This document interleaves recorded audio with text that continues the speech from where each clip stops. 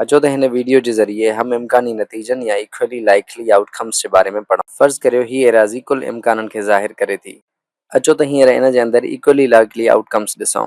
सो ही इन जो हिकु इवेंट आहे, ही ॿियों इवेंट, ही टियों, ही चोथों, पंजों, छहों, सतों, अठों, नाओं, ॾहों, यारहों, ॿारहों।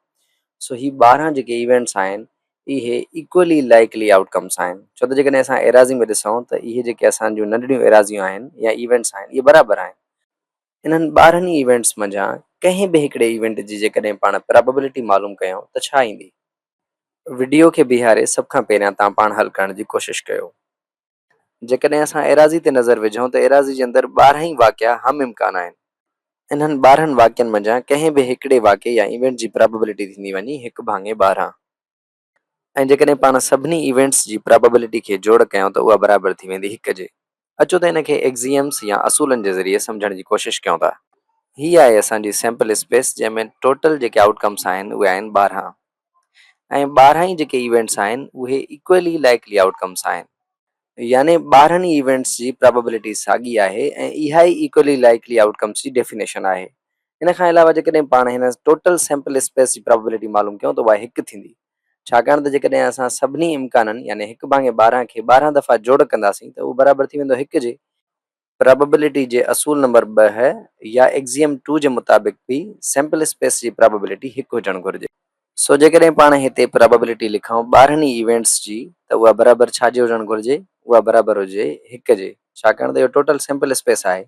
हाणे हिते हिकिड़ी मज़ेदार ॻाल्हि थिए थी त असां ॾिसंदासीं त हर इवेंट ॿिए इवेंट सां म्यूचुअली एक्सक्लूसिव आहे। याने जॾहिं हिकिड़ो इवेंट थींदो त पोइ ॿियो को बि इवेंट यारनि मंझां न थींदो। ऐं प्रोबेबिलिटी जे असूल नंबर 3 या एक्ज़ियम 3 मां असांखे इहा ॻाल्हि सम्झ में ईंदी आहे त जॾहिं असां वटि म्यूचुअल एक्सक्लूसिव इवेंट्स हुजनि ऐं असां उन्हनि सभिनि खे जोड़ कयूं त उहो बि बराबरि 1 जो हूंदो आहे। याने हिननि सभिनी इवेंट्स जी प्रोबेबिलिटी असां जोड़ कंदासीं त इहा बराबरि थी वेंदी 1 जे, जेको आहे असांजो एक्ज़ियम 3 या एक्ज़ियम 3। सो असां वटि टोटल ॾिसूं था त 12 प्रोबेबिलिटीज़ आहिनि। सो 12 प्रोबेबिलिटीज़ खे असां जोड़ कंदासीं त इहे बराबरि अचनि 1 जे। सो हिननि सॼनि पीस खे असां जोड़ कयूं त 12 पी थी वेंदियूं ऐं इहे बराबरि थी वेंदियूं 1 जे। इन जो मतिलबु 1 पी जेकी आहे बराबरि थी वेंदी 1/12 जे, जेको पंहिंजो जवाबु आयो हुयो। ही प्रोबेबिलिटी त पाण एक्ज़ियम्स या असूलनि जे ज़रिए हल कईसीं, जेका आई 1/12। छा 12 को मख़सूस या ख़ासि या स्पेशल नंबर आहे छा? न, कॾहिं बि न। पाण हिनखे जनरलाइज़ करे सघूं था। ही जेको असां वटि टोटल सैम्पल स्पेस आहे इन में असां इवेंट्स ॾिसंदासीं त केतिरा आहिनि। फ़र्ज़ु कयो जेकॾहिं हिते इवेंट्स n आहिनि त पोइ कंहिं बि हिकिड़े इवेंट जी प्रोबेबिलिटी थी वेंदी 1/n या 1/n। अचो त प्रोबेबिलिटी खे सम्झण जे लाइ हिकु क़दम अॻिते था वधूं। फ़र्ज़ु कयूं था पाण वटि ही हिकिड़ो इवेंट आहे थोरो वॾो, जंहिंमें 6 बराबरि इवेंट्स मौजूदु आहिनि। सो जेकॾहिं ही फ़र्ज़ु कयूं था ही असां वटि ग्रीन इवेंट आहे जेको 6 बराबरि इवेंट्स ते मुश्तमिल आहे। सो हिन इवेंट खे जेकॾहिं असां ॾिसूं त इन में 6 इवेंट अचनि था ऐं टोटल सैम्पल स्पेस खे ॾिसूं त हुन में 12 इवेंट्स आहिनि। सो जेकॾहिं असां हिन जी प्रोबेबिलिटी मालूम करण जी कोशिशि कंदासीं त इहा थी वेंदी 6/12 यानी 1/2। अचो त हिनखे वधीक सम्झण जी कोशिशि कयूं। सो फ़र्ज़ु कयो ही असां वटि टोटल सैम्पल स्पेस आहे जंहिंमें 12 लाइकली आउटकम्स आहिनि। 6 इन्हनि मंझां जेके इवेंट्स आहिनि उहे इवेंट ई सां तालुक़ु रखनि था। इन जो मतिलबु प्रोबेबिलिटी जेकी इवेंट ई जी थींदी उहा थींदी 6/12।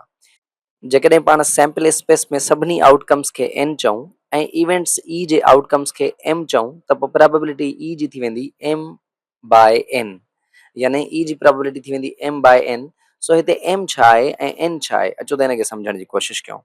हिते m उहो इवेंट आहे जेको असां वटि फेवरेबल आहे, जंहिंजी असां प्रोबेबिलिटी मालूम करणु चाहियूं था, ऐं n जेको आहे असां वटि टोटल आउटकम्स आहिनि। सो प्रोबेबिलिटी जॾहिं असां मालूम कंदासीं कंहिं बि इवेंट जी त उहा इन तरीक़े सां कंदासीं। अचो त हींअर ॾिनल फार्मूला जी मदद सां प्रोबेबिलिटी मालूम कयूं। फ़र्ज़ु कयो पाण वटि हिकिड़ी कॉइन आहे जेका पाण 3 दफ़ा उछलियूं था।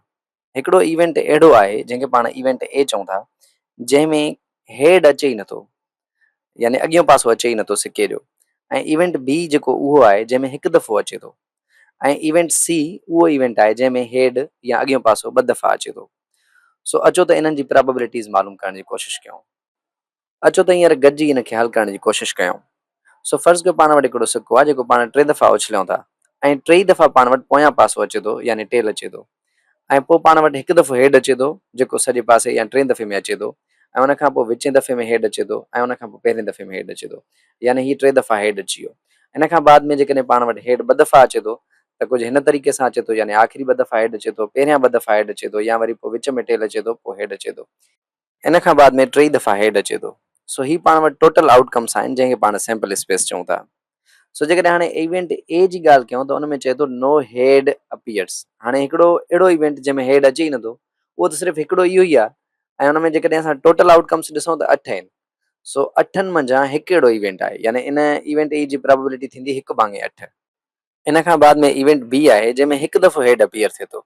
सो ही 3 अहिड़ा इवेंट आहिनि जंहिंमें हिकु दफ़ो हेड अपीयर थिए थो। इन जो मतिलबु इन जी प्रोबेबिलिटी थी वेंदी 3/8। उन खां बाद में सी असां वटि इवेंट आहे जंहिंमें 2 दफ़ा हेड अपीयर थिए थो। सो ही 4 अहिड़ा इवेंट आहिनि जंहिंमें 2 दफ़ा हेड अपीयर थिए थो। इन जो मतिलबु त इन जी प्रोबेबिलिटी थी वेंदी 4/8। सो मां सम्झां थो तव्हांखे टॉपिक सम्झ में अची वियो हूंदो।